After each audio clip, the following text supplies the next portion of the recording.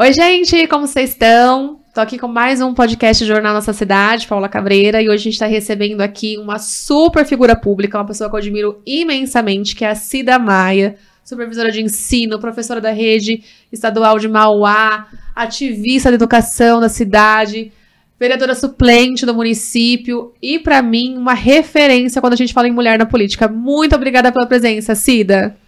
Oi, gente. Imagina, Paula, a alegria é minha. Você sabe o quanto que eu admiro e o quanto eu estou feliz pelo seu convite. Antes de tudo, quero agradecer a oportunidade. Deixei ela sem graça, gente. 33 anos de magistério, Cida? 33 anos de magistério, né? Eu começo no magistério aos meus 18 anos como estagiária, lá no Jardim Zaira, no bairro que eu cresci. Então, é lá que eu começo a minha vida na rede estadual.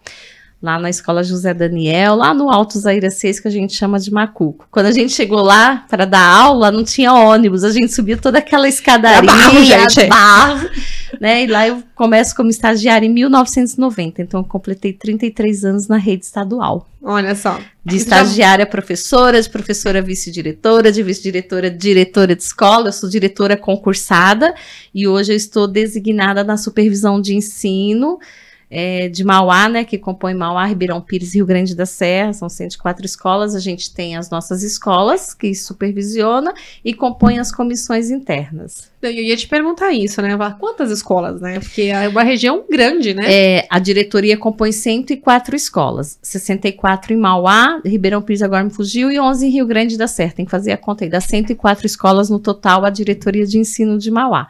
Então, ela é imensa, uma das maiores do estado, né, com uma rede grande, e aí a gente se divide enquanto supervisão por setores, que a gente chama. Eu tenho o setor que é algumas escolas do Zaira, mais uma escola particular, e mais a comissão de estágio supervisionado e a comissão de educação especial, que é junto com mais 2 supervisores e mais 2 professoras da equipe técnica, que são especialistas. Gente, a Cida trouxe aqui, ó, vou mostrar pra vocês o papelzinho. Ela tava conversando pra mim. Esse papelzinho aqui não vai aparecer.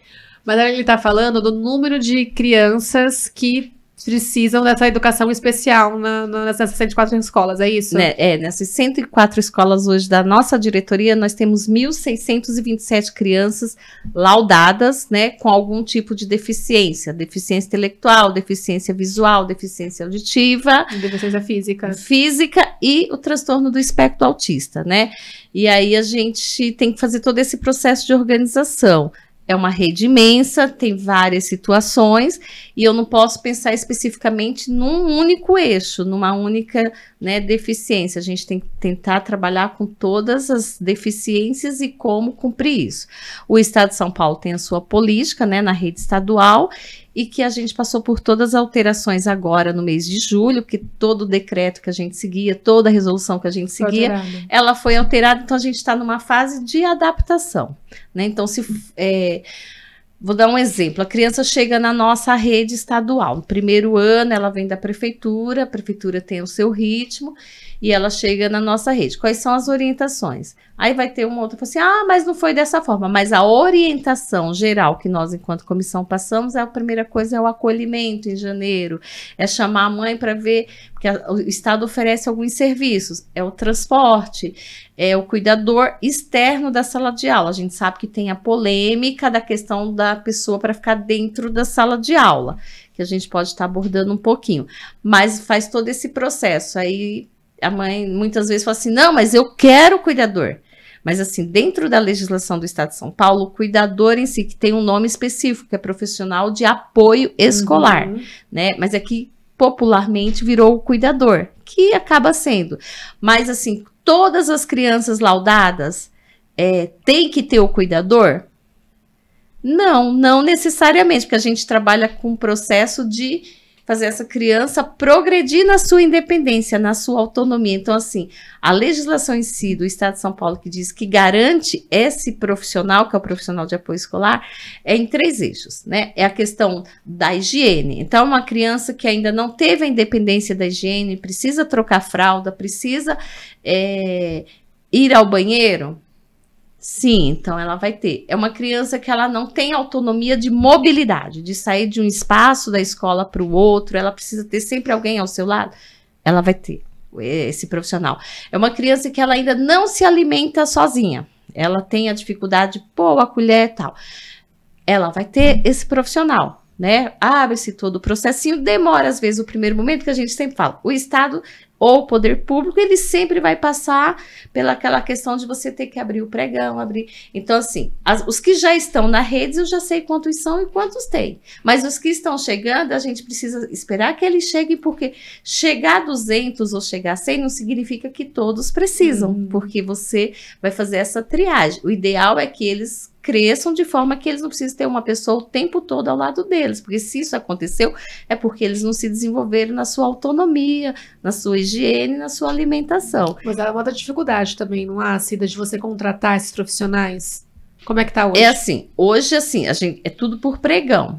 São funcionários terceirizados, eles não são funcionários da educação concursados, digamos assim. Eles são terceirizados. Não são professores, por exemplo. Não são professores, porque ele não o magistério do Estado de São Paulo não existe a figura de professor auxiliar. Entendi. Ela não existe. É porque no município a gente tem isso, né? Mas não são professores. Não são, são auxiliares. São auxiliares a nível médio, né, técnico, que o governo do estado também, entendi, com esse novo decreto, ele vem, mas ele vem, a pessoa do externo, que faz esse processo do alimentação, do trocar da higiene, da mobilidade, e agora o estado cria uma nova figura que é essa pessoa, esse profissional de atendimento escolar, que ele passa a ficar dentro da sala de aula, né? O que a gente tem muito no estado? São as ordens judiciais para o professor auxiliar,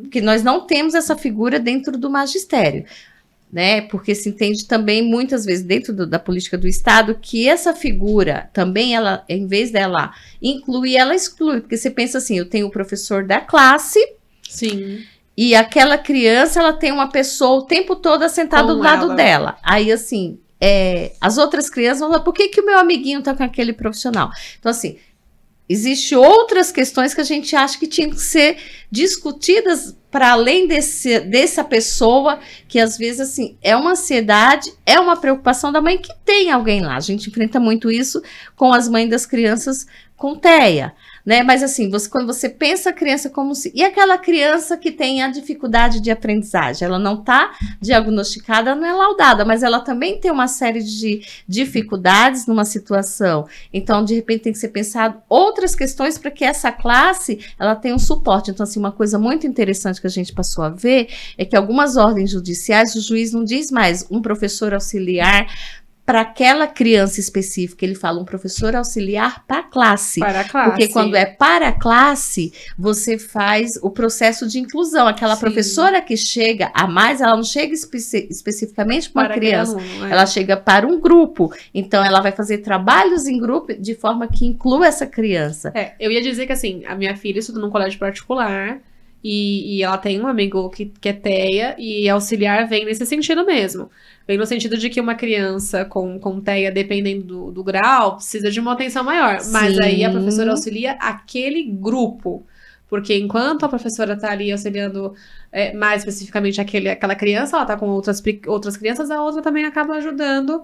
Porque são crianças menores, a gente tá falando de educação inicial também, né? Sim, aí você vê o contexto, assim, da classe. E aí a gente percebe, assim, às vezes a luta fica assim, meu filho tem direito, a minha filha tem direito e eu quero. Mas ela precisa, esses dias eu dialoguei nesse sentido com uma mãe. É uma criança de 4º ano, ela está alfabetizada, ela produz texto, ela é tímida. E as crianças TEA têm uma inteligência... Né? Ela é tímida. Meu Deus do céu. Mas outras crianças também são tímidas, então assim, mas a mãe, não, mas eu quero, ela tem direito, mãe, mas ela precisa de alguém ao lado dela, a dificuldade dela não é diferente de outra criança, ela tem o CID, ela tem essa situação colocada, mas ela não tem essa necessidade, então você acaba excluindo a sua filha dessa forma, e foi um processo de diálogo, mas isso é muito demorado, porque a mãe tem aquela insegurança, eu também consigo entender esse lado. Aí eu vou entrar num assunto meio pessoal aqui, para trazer na mesa, para entender melhor também.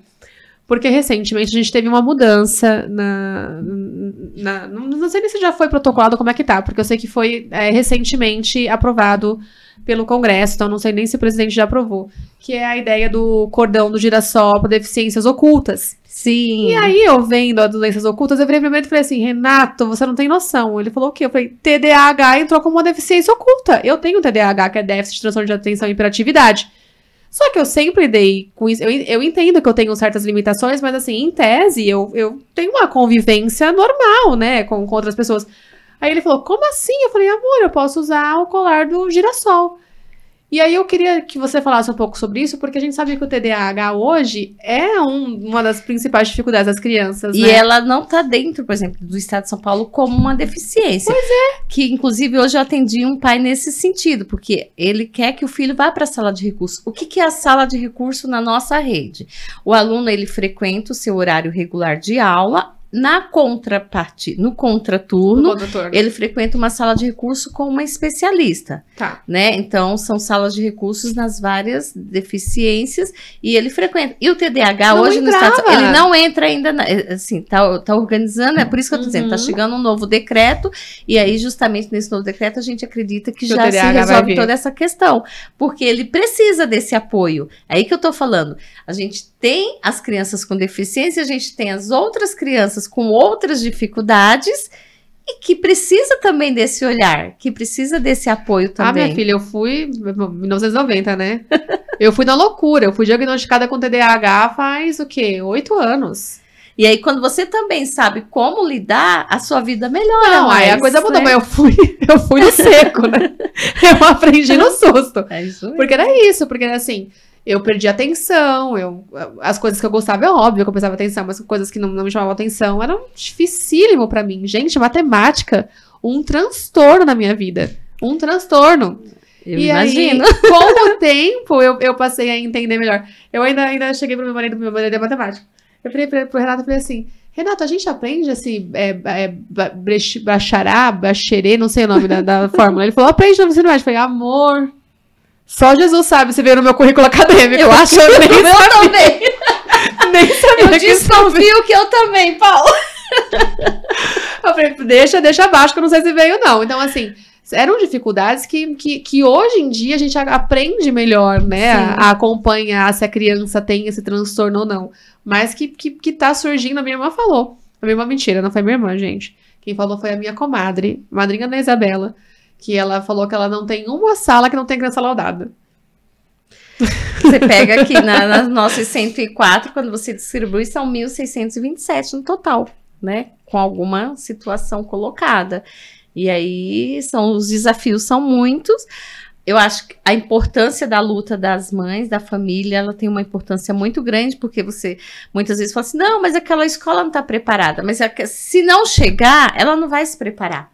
Né? Então, assim, quando chega a situação, falta muita coisa acontecer, mas acho que a gente já caminhou em alguns... Com certeza. A gente tem outro lado, porque eu conversei com a Cida, minha irmã é vice-diretora, eu sempre falo sobre isso aqui. E a minha irmã traz muitos casos, por exemplo, de que as famílias não querem aceitar, porque a escola identifica um possível transtorno, leva para que a mãe faça isso e os pais não querem identificar, os pais não querem ir atrás. Ou às vezes, assim, eu tava conversando esses dias, dialogando um pouco com a Célia, secretária de saúde da cidade. Nesse sentido, assim, as coisas explodem na educação, né? Mas aí quando você pega, assim, às vezes a criança também, ela tá à espera de uma consulta com o neuro.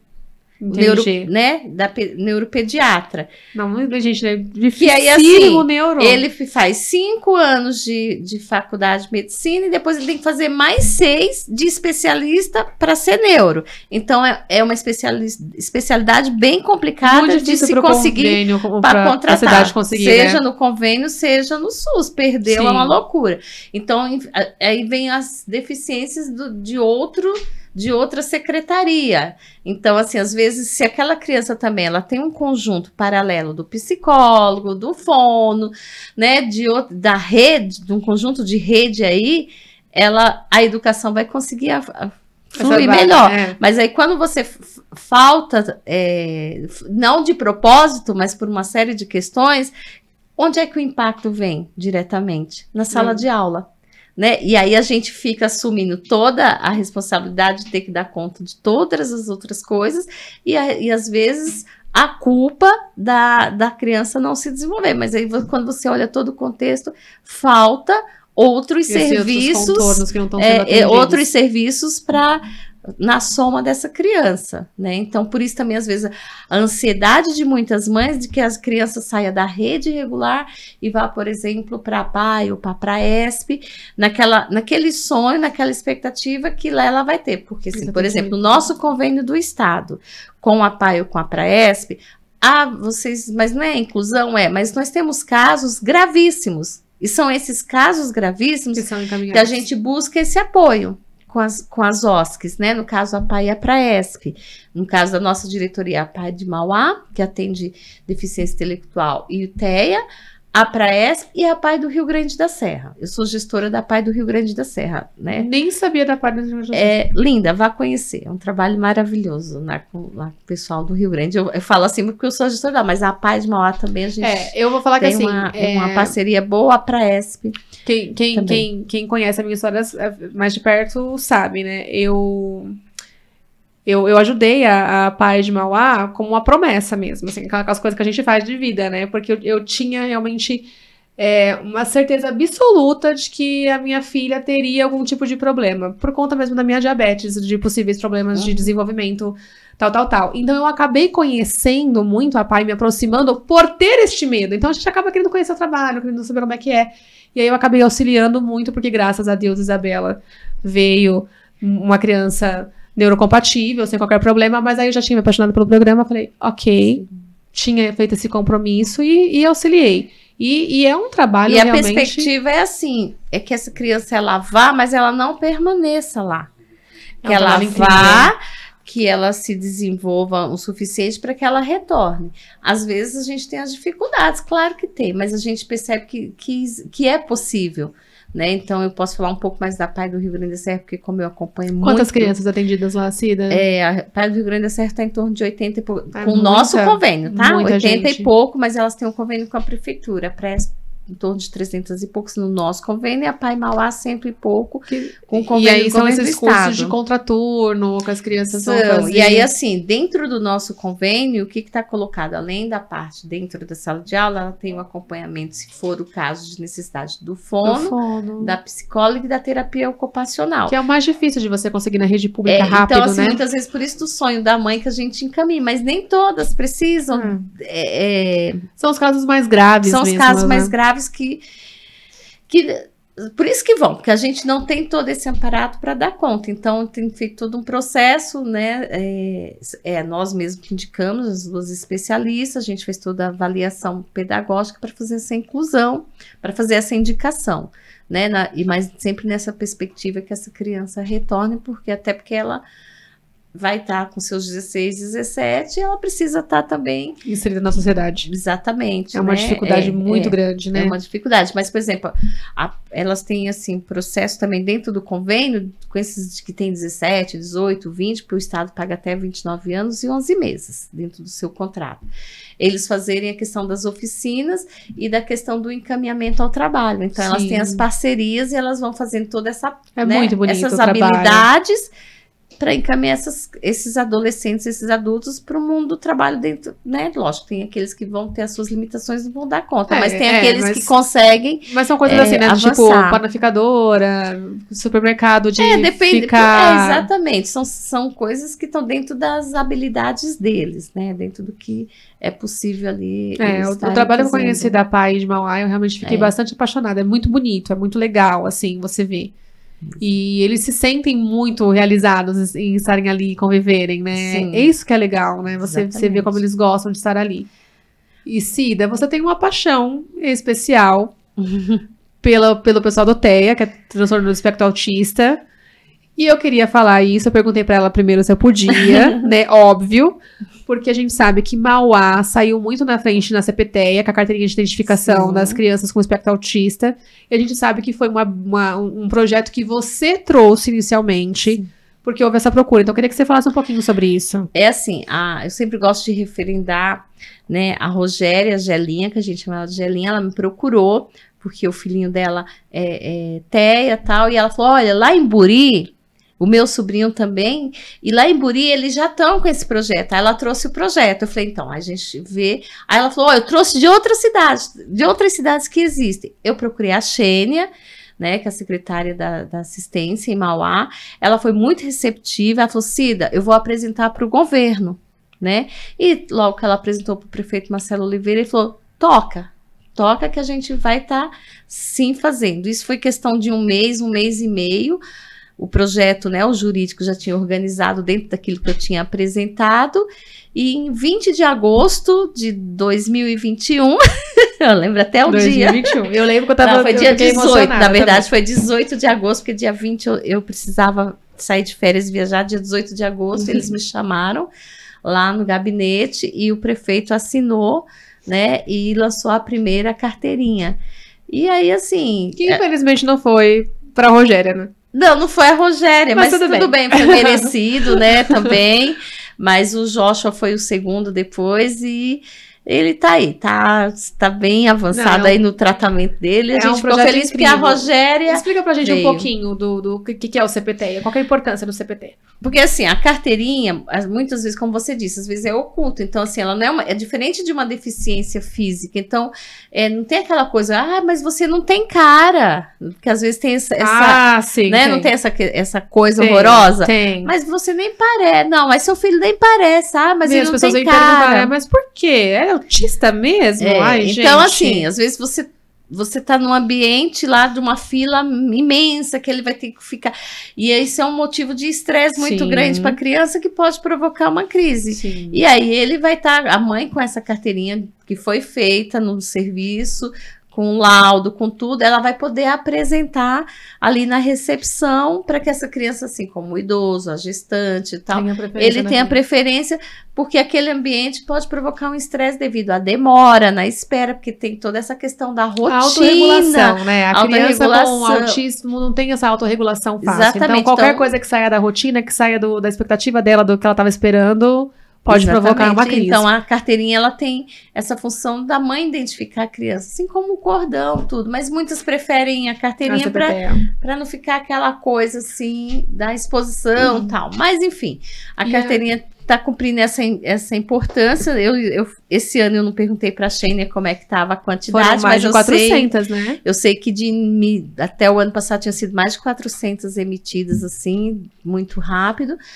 Mas assim, a Paula tocou no assunto, mas eu propriamente até estava falando esses dias para umas mães, né, que elas não sabiam. Eu falei, eu procuro pautar nas coisas assim, sem a personalização, porque eu acho que, assim, em alguns momentos transformou muito em palco as coisas, palco, em vez de palco.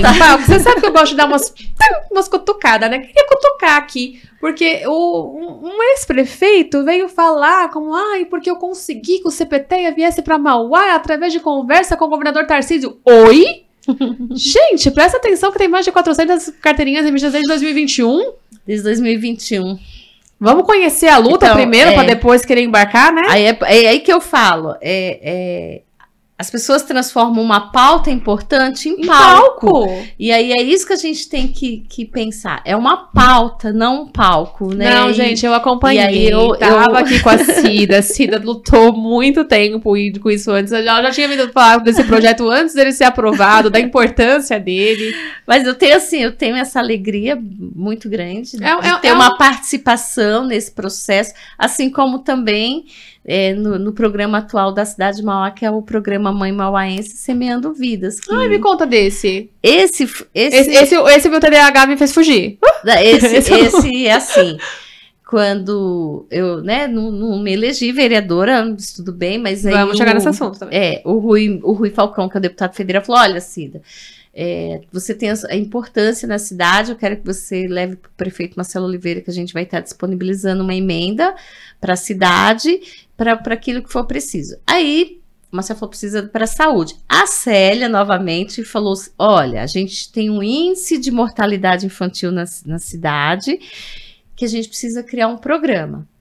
Eu falei, eu preferia, se fosse uma reforma no UBS, pensando assim, falei, não, mas é disso que a cidade precisa? A gente vai pensar nisso. Eu lembro que você conseguiu essa verba, entendi. Aí foi montado o programa, né, Programa Mãe Mauense Semeando Vidas, que ele vai agora, dentro da expectativa, esse valor da emenda, tudo vai atender 700 gestantes. Nossa, é muita gente. Né? E aí começou... Né, teve a primeira entrega de kit, porque ele finaliza no 9º mês da mulher que fez o pré-natal, desde da primeira consulta, ela tem que cumprir as consultas, ele garante aquelas ultrassons, aquelas que tem aquele problema, para detectar se está com aquela infecção de urina, que a infecção de urina na mulher grávida, pelo amor de Deus, pode gente, provocar, gera todo então, aí ela garante esse exame para essas mulheres. E aí ela finaliza com a entrega de um kit. O kit a gente fala que é o de menos, porque ele é simbólico. É o kit gestante. É o kit. Agora eu sei. Ele é o, na minha concepção, ele é o menor. O menos importante, ele só é simbólico para finalizar o processo. Pra gente que trabalha com essa parte de saúde e educação, que sabe a importância desse acompanhamento da gestante, de participar de todas as ultrassons, fazer todos os exames periódicos, e ter certeza de que aquela criança está realmente... dentro do... Tem um nome específico, mas tá dentro das normalidades específicas, né? Sim, porque você pode prevenir, você pode se antecipar a uma situação. Diversas delas. Né? Todas, eu diria, né? Porque a criança, você se antecipa com a identidade, identificando os problemas, e essa criança... Né, se já vai nascer com uma situação, já tem um outro olhar, Sim. né? Então, ela garante isso, ela garante o passo para que a mãe vá até fazer a ultrassom. Ela tem vários detalhes, o programa em si. E aí a verba foi usada com a perspectiva de fazer esse atendimento de 700 gestantes, está acontecendo. A gente não dá para dizer ainda, mas diminuiu? Não, porque ele está acontecendo. Andamento, a gente só vai saber ao final dessas 700 que passaram, o resultado disso estatisticamente. Né? Então, a Célia, ela eu gosto muito que ela tem essa escuta. E ela tem essa proposta. Mas eu tô chateada. Agora que você falou da Célia, eu tô muito chateada, porque a Célia falou que ela vai sair, que ela vai se aposentar. Mas ela não tava pronta, Célia. Não tava pronta para essa informação. Então foi isso. Então eu tive essa participação dessa forma, do diálogo com o deputado, e a vinda do recurso, e ter ido uma ótima para um programa com o Falcão, né? Com o Rui Falcão desde 1994, né? Quando ele foi candidato a deputado estadual pela primeira vez. Essa não é a primeira emenda que Cida Maia traz para a Mauá. Não é a primeira emenda. Veio mais uma novamente para a saúde que está sendo organizada. Vamos ver como é que vai ser. E Cida, vamos conversar um pouco, porque você também é suplente de vereadora. Sou. Né? E eu falei aqui da importância porque, assim, a gente precisa de mais mulheres na política. A gente falou disso muito na última eleição.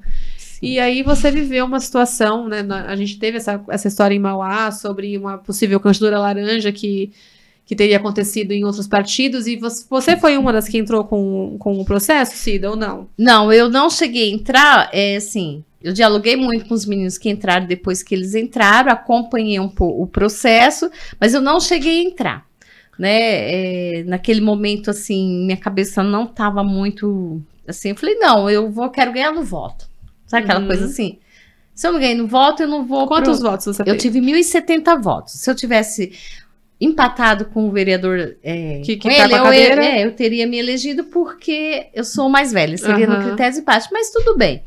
Então eu fiquei naquela questão assim, não, eu tenho que ganhar na raça, no voto, não vou para a justiça, eu também vai virar aquela coisa, eu não sei também como é que funciona, aquelas, assim, meio que um descrédito, digamos assim, meio que um descrédito nos resultados. Eu entendo, porque a gente já esperava momento, que realmente fosse acabar assim, né? Mas assim, eu admiro muito, principalmente o Alexandre, que ele vivia isso, sim, então, assim, ele não... Eu costumo dizer assim, que eu não tenho inimigos, eu tenho adversários. No campo das ideias políticas, a gente tem as diferenças, mas, assim, eu admiro a disposição que ele teve de lutar pelo direito, pelaquela questão.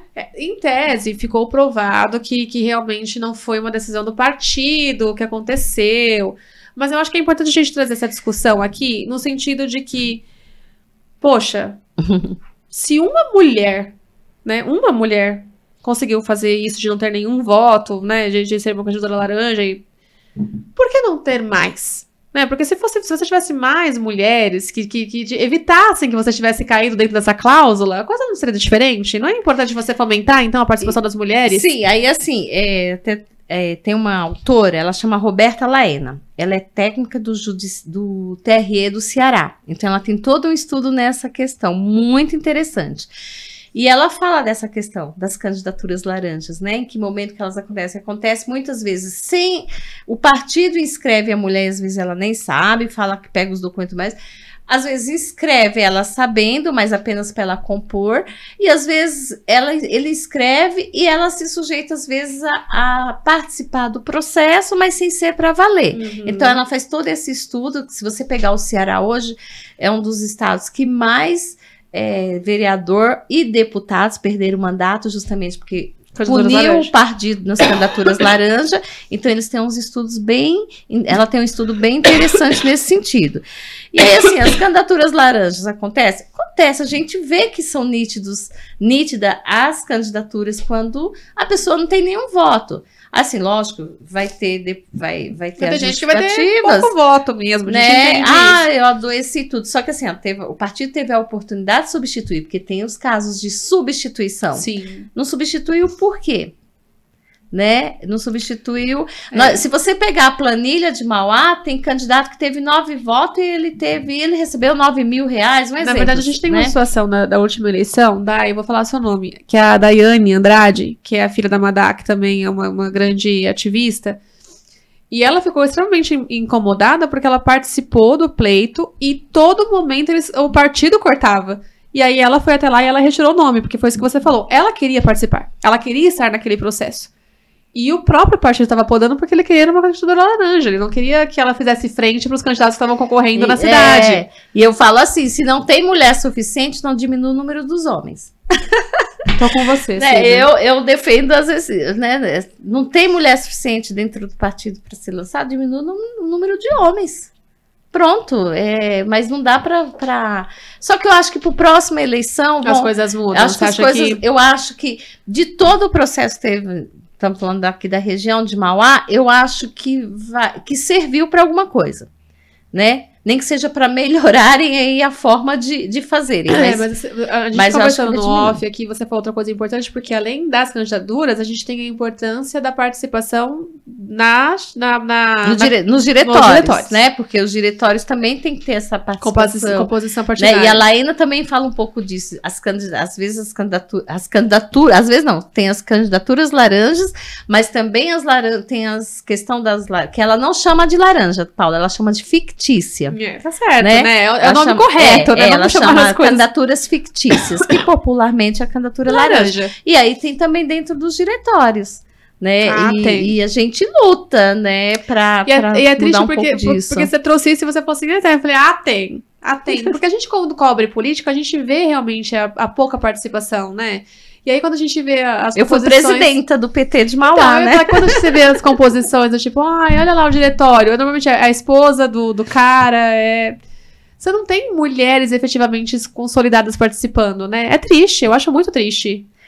É que a luta é muito difícil para nós, né? Ela é muito difícil. A Manuela Ávila, ela fala um pouco disso, que ela quer mulheres na política, mas ela não quer mais mulheres nessa política que está colocada. Sim, a maneira da violência, tudo mais. Tudo bem que mudou aí a resolução, ela tá mais, ela penaliza mais, né, a questão da violência da mulher na política para quem pratica, então ficou um pouco mais severa, mas mesmo assim é muito difícil, porque para a mulher é mais difícil mesmo. Sempre, né? Sempre, né? Na questão do moralismo, na questão, né? O homem pode falhar, pode errar tudo, mas a mulher, ela vai ser julgada, ela vai ter toda aquela pressão que a gente já sabe, né? Ela vai ter a questão dos filhos. Vamos colocar aqui, fazendo polêmica aqui, vamos colocar aqui a situação que a gente viveu em Mauá há pouco tempo. Eu tava falando sobre isso. Eu tenho muito respeito pela Vanessa. A Vanessa Adamo, gente, ela era deputada, ela tinha um mandato e as coisas estavam indo muito bem, a gente tinha muitas expectativas a respeito de como as coisas iam desenvolver, né? E aí a gente viu os direitos políticos da Vanessa serem cassados e Vanessa, eu conversei com ela há pouco tempo e ela falou pra mim que ela prefere não participar novamente de outros pleitos. Vamos esperar, Vanessa. Mas aí a gente tem um ex-prefeito que foi preso 2 vezes, teve um monte de conta que foi barrada na justiça e a gente tá vendo o cara com mandato. Eu fico pensando que se fosse uma mulher, estaria acabado. É muito triste a gente ter essa conversa, sabe? E aí você pega hoje no governo, na Câmara dos Deputados Federais, você tá vendo a pressão que algumas deputadas estão sofrendo na Comissão de Ética, gente, a Juliana tanto de Cardoso, processo todas que ela tá aquelas. enfrentando. Então, na Comissão de Ética, ou seja, aí quando você pega lá, tem falas que elas fizeram contra o marco temporal que homens fizeram, mas somente elas estão sendo penalizadas. Então tem essa questão De violência escancarada e as diferenças triste. Que tem mesmo colocada, né? Mas assim, eu acho que é importante a gente não desistir. Não desiste, Cida. Insistir. Aquela coisa pra você, não desiste, Cida. E vamos à luta aí para ver, né? Tentar conquistar. Se não sou eu, mas pode ser outra. Pode, mais importante que A gente pode esperar aí, você nas urnas? Como é que tá essa negociação? eu não, assim, o partido, né, com a federação, no novo modelo colocado, no meu caso, que sou do PT, a gente tem a federação aí colocada com PV e com PCdoB. Uhum. Pelas novas regras, também diminui aquele número imenso de candidaturas. Então, Sim, hoje, esses 3 partidos podem lançar 24 entendi. candidaturas. Então, Dessas em tese, 24, 30% obrigatoriamente tem que ser mulheres, né? Tem que ser mulheres. Então, dos 24, 30%, 8, né? Então, meu nome está colocado ali nas discussões paralelas, está colocado? Está. O partido vai fazer essa discussão para aprovação dos nomes. Então, para que aconteça a candidatura, eu tenho que passar pelo crivo interno das aprovações dos nomes. Eu acho que eu passo, né? A gente espera, né, Cida? Eu acho que eu passo. Uma história de vida considerável, se a gente parar pra pensar. Né? Eu acho que eu passo, eu acho que eu consigo uma vaga para ser candidata, né? E aí a gente vai para as disputas mais uma vez, né? E trabalhando. Essa não foi a primeira vez que você correu, foi? Foi a primeira vez. Foi a primeira vez. Eu chego ao PT aos meus 18 anos, eu fiz 18 anos, dia 17 de abril, me filiei no PT dia 24 de abril de 1989. Meu Deus. Então, eu nunca mudei, né? Tivemos várias... Fidelidade partidária, a gente vê por aqui. A gente teve os vários problemas nacionais que todo mundo sabe, mas os outros também tem. Então, eu sempre falei assim, eu tenho que enfrentar os problemas aqui. E eu mudar não resolve. Eu tenho que lutar para que mude a situação interna e permanecer, porque eu vou para o outro, recomeçar, e lá também vai ter os problemas. Então não adianta eu mudar por conta dos problemas. Fizemos todas as discussões. Quando eu fui presidenta do PT de Mauá, foi, eu diria que num dos piores momentos da história, que foi a época do golpe, o momento que a Dilma ia ser, né, impeachmentada, e a gente tinha que fazer todo aquele enfrentamento, né, que foi tenso, foi um período muito difícil. É muito bom ser presidente do PT no período que o Lula é presidente.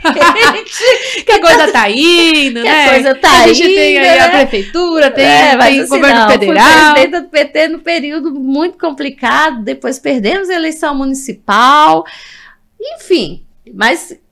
nos mantivemos. Então, tô aqui. Aí, quando foi 2019, tanto que muita gente fala assim, ai, mas eu não te apoiei, porque eu não sabia que você ia ser candidata. Eu não sabia que você ia ser candidata. Então, o que acontece?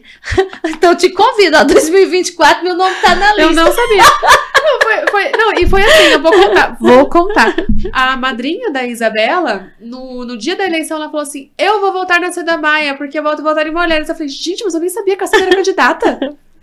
Pois é, porque em 2019 a gente tomou a decisão, a gente tem um coletivo que chama Coletivo Mãos Dadas. Ai, eu adoro coletivos.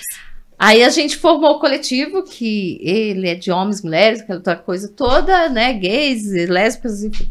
E aí a gente formou o coletivo e fomos trabalhar, poderia ter sido outro nome, foi o meu, Então, ele não é coletivo Cida Maia. Ele é coletivo Mãos Dadas, porque então, outras pessoas... A sua candidatura nesse momento não é só sua. Ela não é só minha, ela é de um grupo, de um coletivo. Que, inclusive, a gente discutiu. Que todas as pessoas têm que estar preparadas. Porque a Cida, ela tem um tempo útil. Então, outras lideranças, outras pessoas têm que também participar disso. Então, eu disse isso já numa discussão que teve.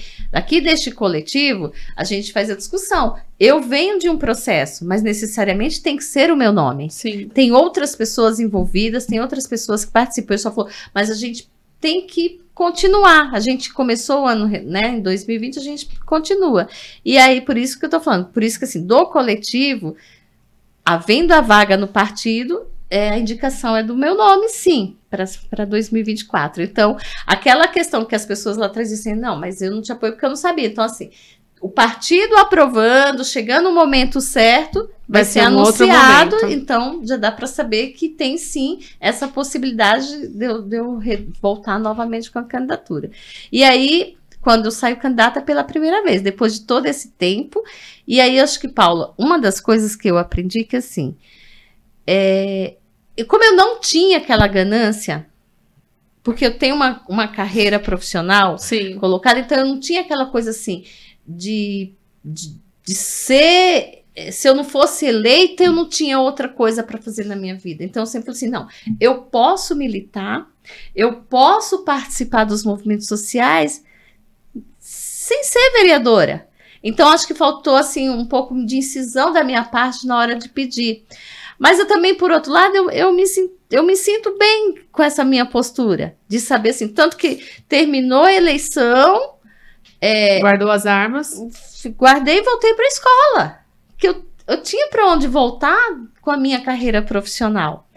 Né? E também continuo, tanto que eu continuo na rede estadual. Não estou no governo, estou na rede estadual, seguindo a minha profissão, o meu concurso. Sou concursada, então permaneci. Poderia ter pedido um afastamento? Poderia. Mas assim, e participo da forma que dá das ações do governo, que se eu ajudei a eleger, eu ajudei. Nas caminhadas do Marcelo, no Zaire, eu não faltei em nenhuma. Não. Eu fui em todas. Às vezes as pessoas falavam assim, você pede mais voto para o prefeito do que para você. Eu falava, não, eu peço por conjunto, a gente está junto nessa situação, então peço para mim, peço para o prefeito, né? E não me arrependo também. Acho que isso se chama compromisso. E esse compromisso com o prefeito Marcelo Oliveira, eu comecei do início da campanha, fui até o final. Eu não estou na administração, não tem problema também com isso, mas eu acredito, né, nos passos que estão sendo dados. No que precisa, às vezes eu mando mensagem, Marcelo, acho que é isso e isso. Né? É o que eu acho, eu posso estar errada no que eu acho também, mas ele sempre procura dar o retorno, a gente vai estar verificando, tá legal, obrigado pela atenção, obrigado pelo toque. Então, mantive esse diálogo com o governo mesmo, não estando na Câmara. Combati o bom combate, não é isso? Eu guardei as armas, segui com a fé. Cida, muito obrigada por ter vindo conversar com a gente, adorei o papo, acho que a gente podia render muito mais, vamos ter que marcar outros encontros. Pode marcar que eu venho, gente, adorei. Eu, assim, na minha campanha, Paula, como era pandemia, eu fiz muitas lives. Então, foi uma forma que eu encontrei de dialogar, né? Aí, não tenho profissionais. Gente, o estúdio aqui é lindo, lindo. Venham conhecer. Venham conhecer, né? Eu tenho um sonho também de ter uma coisa assim, mas tá longe. Vem, né? a gente conversa, espaço tá aberto sempre. E eu venho sim, e agradeço a oportunidade da direção do JNC, ao seu convite, né? Admiro muito.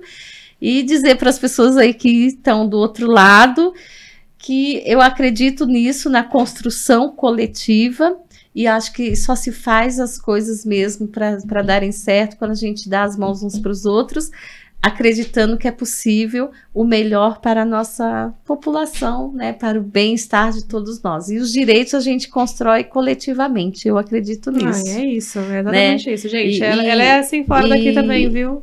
Saibam. Eu sou. E assim, tem uma coisa que eu gosto muito de dizer, principalmente dentro das dificuldades que as crianças enfrentam, ou dentro de qualquer dificuldade das pessoas. E Paulo Freire, ele dizia assim, que não existe saberes mais nem saberes menos, existem saberes diferentes, assim somos nós, né? A Paula sabe algo, eu sei outro. De repente, por isso que eu falo, quando a gente pensa no bem comum, não dá para eu pensar de criar inimizades. Eu posso ter posições diferentes, mas o bem comum, a gente tem que se somar no bem comum. E qual que é o bem comum, né? Então, é crescer nessas diferenças e saber que é possível alguma coisa ser comum. E acho que no momento atual que nós temos político, é preciso que a gente olhe o que nos une. Porque não é possível que nada nos una, né? Mesmo que tenha tantas diferenças nos pensamentos, das ideias, mas tem que ter algo que nos una para que a gente possa continuar essa caminhada. Certamente. Muito obrigada, Cida, por ter vindo. Obrigada você, Paulo, e obrigada a toda a equipe. Gente, agradeço vocês que ficaram aí até agora no final do papo. Quero agradecer especificamente ao professor William, que eu tenho certeza que está nos vendo. Professor, obrigada por ter feito esse encontro. O professor sempre falava da Cida, então eu acabei conhecendo muito por conta disso também. Então, obrigada a vocês que ficaram em casa. Eu peço pra vocês que, se ainda não curtam o nosso canal, porque a gente é pequeno. A gente tá fazendo uma luta de formiguinha, mas trazendo gente muito importante aqui. Tá trazendo papos muito importantes a serem debatidos. Então, vocês que ficaram aí até o final, curtam o nosso canal pra não perder as próximas lives, tá bom? E a próxima vez eu conto pra vocês o trabalho que a gente tá fazendo junto com a Arena, Instituto Santos, que ampliou. Do coletivo a gente sai para o instituto, mas aí depois a gente conta, então eu porque quero. Tem umas coisas, umas experiências muito bacanas que tá ótimo. não deu tempo a gente comentar hoje. Já ficou pro próximo papo. Então, Tá, obrigada, obrigada, gente. Tchau, tchau.